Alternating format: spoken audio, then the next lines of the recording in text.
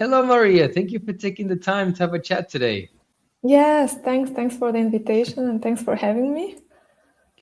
More than glad, more than glad.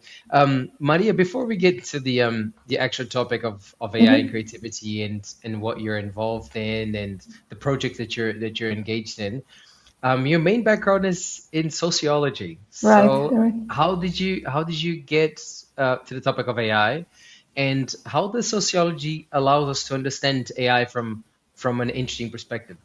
Hmm. Yes, you're right. Yes, my background is in sociology, but I studied a specific kind of sociology. It's called sociology of technology, and the English wording is more science and technology studies. And this kind of sociology is interested, on the one hand, in the implications of technologies in general, but also of new technologies in specific on society. And also, on the other hand, it's interested in how technologies are designed and developed, because this design process of technologies is a very social process. That means that the people who are designing technologies, they're inscribing in these technologies their visions, their interests, their expectations, how this technology should be used, and how this technology also should impact society. And this design process is especially interesting because at the end, when the technology, let's say, leave the lab, it's a black box. But in design process is still open, and you can see all these important issues that are inscribed in these technologies. And so this is my background. At the same time, I've been always interested in arts, and especially in visual arts. So it felt some kind of normal for me to focus on the use of technologies in art, and especially in the artistic practice. And why AI? Because I have the feeling that AI, in comparison to other technologies, um, seems to challenge a lot of common notions, especially in the arts. That mean the notions of creativity, of authorship, of value, of authenticity, and even the notion of art. So I think it's really interesting, the whole issues around artificial intelligence. So this is the link between my background in sociology and my interest in AI, especially the use of AI in the artistic practice.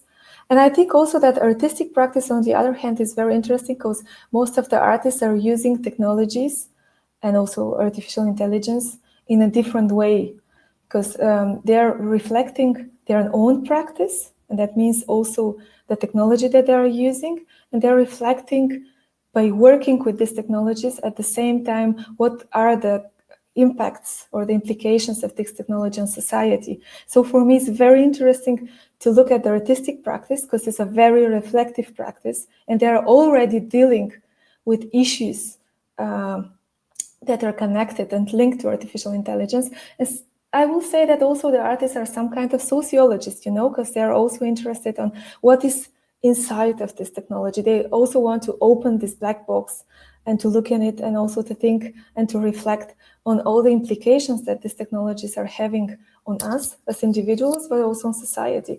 So this is what I am really impressed by doing my research on the artistic practice and on artists using artificial intelligence.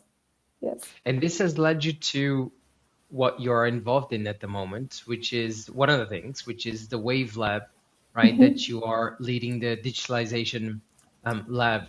Could you explain a little bit what it is and Mm-hmm. what sort of projects are being conducted Mm-hmm. at the Mm-hmm. digitalization lab?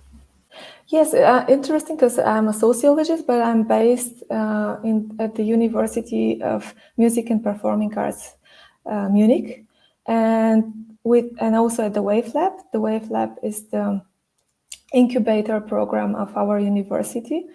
And within the Wave Lab, there is the Digitalization Lab AICA, as you mentioned, and AICA, that means Artificial Intelligence in Culture and Arts.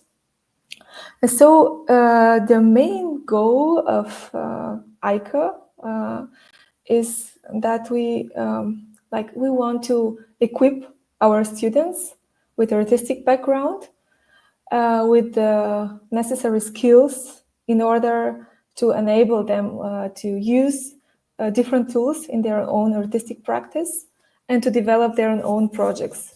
And AICA is a collaboration project between our university and the University of Applied Science Munich. And we have different courses on the topic, AI in arts and culture, but our main course or our main issue is our AI workshop.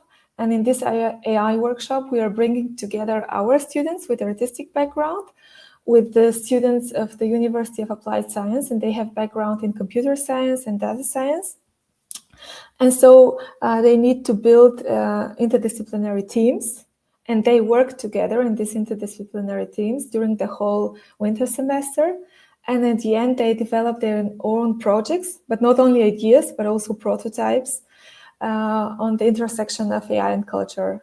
And next week will be the final presentation of these projects. And there are a bunch of really interesting projects, like there is an art installation, there is the project Book Buddy, and this is about AI-based storytelling for children. They're really, really interesting projects, and this is the main goal and what we are doing, like bringing our students in artistic background with students in computer science and design, and so together they can deal with this topic, AI in arts and culture, and also to develop their own projects and prototypes. When we bring so many people together, and obviously there's so many different ideas that pop up and different ways of adopting AI and for creative tasks. When you look at when you observe in these workshops or in the student presentations, can you identify particular trends as to what they're currently interested in or how they collaborate with AI? Are there particular trends that you can identify? Trends. I mean, it was so interesting because, as I mentioned, we have these different disciplines. Like we have the students with artistic background and the students with with the tech background. And for example, for the students with artistic background, like I was really surprised to figure out that there were students who were really not familiar with AI, and there were people who were more advanced, but like say at the end of the day, most of our students with artistic background, I was really surprised that they were not so into this topic. And on the other hand, like the students with tech background, for them it was also very like a new topic, AI in arts and culture. Like, oh wow, okay, of course. I mean, now AI is a mainstream technology, let's say, but it's not the first link that they have. And also they were very excited about the artistic projects that we presented. And so trends, back to your question, I'm not sure because it's very explorative. Both sides explored on their own side, like what means AI and what means arts and the link to AI to the arts. But I will say maybe one trend or direction is like this multimodality, you know, that you don't have anymore like, okay, I'm interested in the medium image and visuals, or I'm interested in sound, but like this really multimodality, and how can you connect different topics, different mediums, different tools. Yeah, I think maybe this is one direction that is not anymore so like separated. Okay, I'm a musician and my medium is the sound, and what are the interesting tools for sound generation, but more like how can we connect these different tools, how we can we connect different workflows, different modality. Yeah, I will say this is one interesting connection that I observed. Within the digitalization lab, I think one of the main points of interest for you is AI and artistic practice, right? Yeah, right. Could you explain exactly what that is, and what are the current topics that are really triggering your curiosity? What is triggering your curiosity within the topic of AI and artistic practice at the moment? Yes, so my main focus is on the topic of authorship, like how the use of AI in the artistic practice, in the artistic production, is challenging this very common notion, like who is the author and what makes you the author. And of course, this topic of author, this concept of author, it has different dimensions, like the aesthetic and the artistic, the one, also the legal one, and so on. So it is a very, very dense concept, and a lot of dimensions of this notion are challenged through AI. So this is one thing that I'm interested in for the long term. But I will say also that now I'm also interested in how pioneers or artists who start working with AI like years ago, let's say back then 2017 or 18 and 19, how they are now dealing with the rise of generative AI, that the Gen AI is now accessible for all of us and everybody is working with AI. So how they deal with this, and what kind of strategies are they developing in order to um, use AI, but in a unique way, because when everybody is using AI, not only in the artistic practice but in everyday life, it's not so catchy, it's not so interesting to say, okay, now I'm using AI in my artistic practice. So I'm really interested, and I also conducted interviews with pioneers working with AI, how they deal with this shift, with the rise of generative AI, and what kind of strategies are they, or not strategies, but yes, way to dealing with that and develop still interesting concepts. And if they like decided to distance themselves now from the whole from the whole hype, or to try to develop their own way and how they do this, yeah, I will say this is something that I'm really interested in now. You mentioned the aspect of authorship, which is without a doubt a very, very important topic. And one of the reasons for the importance of authorship, at least in my opinion, is because, as you said, it's very difficult to ascribe what is the role of the human in the creative process, right? So when someone listens to a song and reads a book, and from now on we can really question to which extent how much was the human involved in this process, because AI changes so much the nature of the creative process. My question for you, and more of a personal opinion, what is the importance now of the creative process in the value of an artistic output if we cannot really ascribe agency or control over that creative process? You mean, can you repeat? Because I think these are two questions. Like, do you mean? Absolutely. Absolutely. What I'm trying to say is, sorry if I didn't phrase it No, no, no. well, Yeah. but is if the audience, if the public cannot be certain of the creative process, right? That Mahler composed the Fifth Symphony, that Vivaldi made the Four Seasons, that that person was responsible for that creative process. If we cannot assure that, then how do you think that impacts the value of the creative output? Is the value simply going to be based on the response, on the sense of do I like it, do I not like it? Will the influence of the human in the creative process matter? How do you think that changes the value of the creative output? Okay, this is really, really, a hard one question.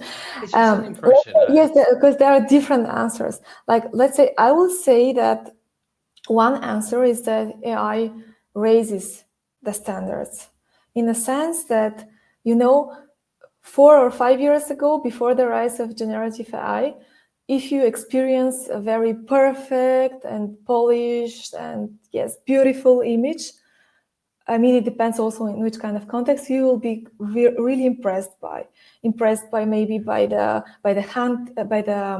handcraft, impressed by this that is so nice and beautiful, impressed by the beauty. And now, I mean, a really perfect and polished image is like, okay, I mean, you used generative AI and I can do this again. Of course, I need more time maybe for the prompting and so on, but you're not many so impressed like some years ago. And I think this could be one answer, that now we need to go further, or not we need to go further, but like we are looking for more than just beauty and that it's nice and polished. Maybe we are now more looking for really good concepts, idea. We are Narratives, looking yeah. for the narratives, yes, storytelling. Like, tell me more about not only about the outcome, but what was the process? What were your ideas, your concepts? I think now we are more concerned not only with the end goal, with the output, with the result, but with the whole process, as you said, with the storytelling and also like if you use AI, how do you use it? How do you collaborate with it? Like why using AI was important for you? How AI, let's say, added a value to use it. I think yes, I think this could be one answer, and I think also maybe now we are more looking for something, and it's linked also to the previous answer, something that is more, even now, more individual. Like, what is your personal journey to come up with this outcome, with this result? Yeah, I think. I think it's really interesting what you're saying because in a few studies which I conducted, the it's essentially like you could summarize it on the sense that there's a bias against AI. So if AI is used, then the perception is negative. But if you control for this in experiments, then there is no effect as long as people like what they hear. Because I did mostly with music. So basically, what I would conclude from that is that the value will be more dictated by simply the response rather than the process, in the sense of do I like it, don't I like it, which is complex because then it kind of diminishes the value of the creative process. And I think what you're raising is really important. It's okay if I cannot know what the process is, but at least tell me the story, right? At least tell me the narrative. I think that's really important. On this note of value and perception, how have you perceived the way that people react to AI generated art along the years? How do you think it has evolved or changed along the years in the cases that you've been involved in? Yeah, as I mentioned before, like before the rise of generative AI, I think we were very impressed by artists working with AI. It was like, I mean, the whole aesthetic and the whole process, and also this labeling of these technologies as artificial intelligence. Like, artificial intelligence is something more than a technology. Like, it's a collaborative process, and like wow, machine could be also creative. We were very impressed also by this whole story around artificial intelligence and using artificial intelligence in the arts. There were a lot of articles like, could be the machine, are machines creative? Or yes, and I think this was at the beginning. Then with the, like, back then 2022, I guess, like with, as I said, the rise of generative AI and all the prompt-based models, like at the beginning we were also impressed by the abilities of these tools. Like, okay, wow, I can prompt and then I have really, really nice image, or with ChatGPT, like, wow, like such a impressive and powerful tool. And we were like, there was a lot of euphoria. I don't know, is this the English word, but well, yes, we were like this big hype. And now I think we are entering a next stage where AI is already a mainstream technology, like the whole curiosity, the whole storytelling around this technology is different. And we already know all the tools and we're using these tools in our everyday life. So I think now, as I said, we are more looking than just, okay, nice picture, nice song, nice text, like we are looking for more. Okay, like, tell me more about it. Like, tell me more about the concept. Tell me more about why are you using AI. It's like this next stage. Like, and I think many of the artists are now trying to find their way, trying to find like new concepts, new ideas, and also what is unique about their concepts and ideas and storytelling when everybody is now using AI, like this is a common trajectory for technologies. Like at the beginning, you have these early adopters and everybody is enthusiastic and you have really, really like extraordinary projects. And then like you have more people using this technology, and in the end it's a mainstream technologies. And yeah, it's different than you also expect. You have different expectations and higher also expectations. Yeah. And speaking of new ideas and the future uses and applications, what is the future of Wave Lab, and what's the future of Digitalization Lab? What is the overall mission and goal for the lab in the coming years? What would you like to achieve? Yeah, I mean, well, our main goal will be really to, as I said, to equip our students with the necessary skills. And I hope we can do this also for the future, because our funding is like for 2 years now, like, and then we have to think about it. How can we keep doing what we are doing, like equip our students? And we are planning also now new formats, or new we are developing new ideas. Like my vision will be to have artist residency and to invite artists, like working also with scientists and with people in tech background, and develop their artistic ideas and projects in a collaboration with scientists and also with techies. So I think this will be really great if we are able to achieve this, like not only to be there for the students, but also for professionals, and to come to the Wave Lab and to the Digitalization Lab, and yes, to develop projects, but also to reflect on that, also to have talks, to have discussions, to have different events where we can also invite the public, and to reflect on, to discuss not only on doing, but also to reflect our doing and why it makes sense to use AI in the artistic practice or not. I mean, there are a lot of workflows and practices where it's not necessary to use AI, And Maria, I'd like to ask you the infamous question that no one likes to hear, but you're Okay. undertaking your doctorate program at the moment. So how is the PhD going, and what are you working on your PhD?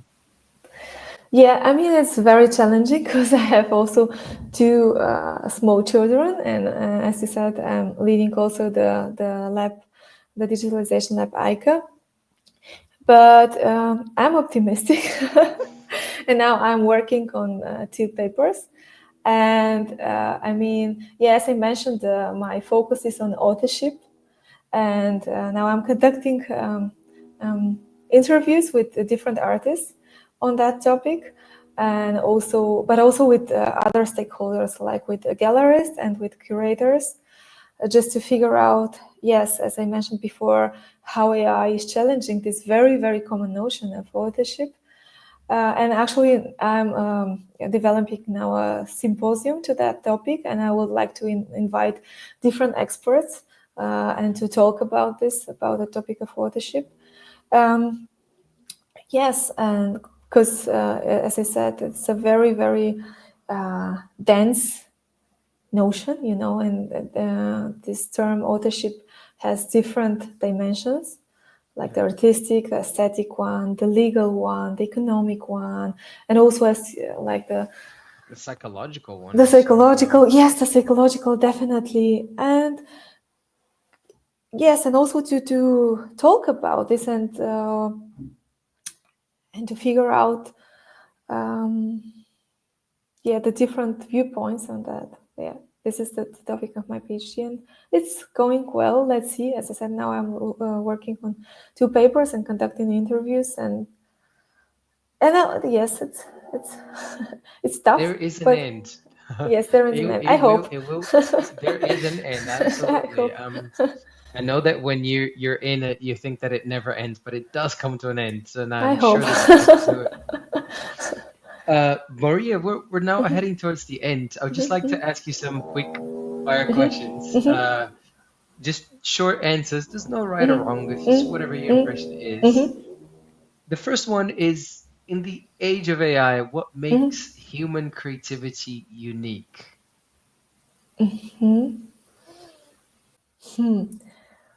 I mean, actually, my understanding of creativity is a broad one. I mean, I think creativity is, for me, the human ability of find solutions of new problems, but also the ability to define these problems as problems. And I think this is very unique for humans. Like machines are also able to find solutions, right? But they cannot. We are the one who defines something as a problem. We are the ones starting with the problem. I think this is very unique for humans, and of course, also, like, it's a very common answer, but this is also my point of view, like emotions, of course, the whole journey, our personal journey, reflexivity. Of course, this is also very human, like to reflect their own practice. This is very unique for humans. I will see these 3 or 4 points. Yeah, individuality, emotions, fear. I think this is very common. What would be your comment or your message to creatives that are concerned about the rise of AI in creative industries?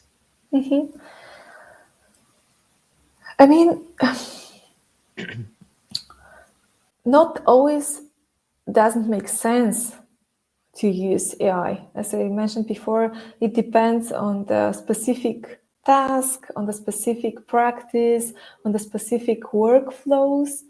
But I think in order to be able to figure out if for your practice, it makes sense to use AI or not, I think you have to try it and to figure out what are the different tools and how these tools works. And yes, in order to make a decision or to make a conscious decision and to say, okay, I'm not using AI, but not because I don't know how to use it, but because I figure out that for my practice, for my workflows, or for those tasks, it doesn't make sense. So I will say that my message will be like, try it, because now there are a bunch of courses and seminars and web seminars for different tools and for different workflows and for different practices. Just try it, and yes, to be able to make this conscious decision to say yes or no, I will say, yeah, And this is my and to message. conclude, okay, and to conclude, I in the videos that I make for educational videos, I always like to recommend music in the end. Mm-hmm. It doesn't have to be involved with AI, Mm-hmm. but which album and from Mm-hmm. which artist would you Mm-hmm. recommend for people to listen to? Uh, yeah, I mean, I am really a fan of Lana Del Rey. I'll say Mhm. Lana Del Rey, and definitely Kendrick Lamar. I really like him. Yeah, I will definitely recommend these both artists because I Any think, particular album from them? um, I mean, I forgot the last name of the album of Lana Del Rey because it's a really long one. um, But I think these two artists are really interesting also, uh, regarding our discussion about AI and the use of AI in the creative practice. Because, I mean, um, especially Lana Del Rey is really, really inscribing in her music this individuality, motion, the personal journey. I mean, and I think, yeah, The I will human recommend. side. Yes, this human side, and Kendrick Lamar is like, his lyrics. I mean, his lyrics are definitely a challenge for an AI. So, yeah, but no, I really like their music. So this will be my recommendation. Maria, thank you so much for your time. I hope to stay in contact. We've collaborated in publications in the past and editing special issues in artificial intelligence and arts and different things. And thank you so much for taking the time and looking forward to the next collaboration with you. Thank you for inviting me. It was really fun. Thank you.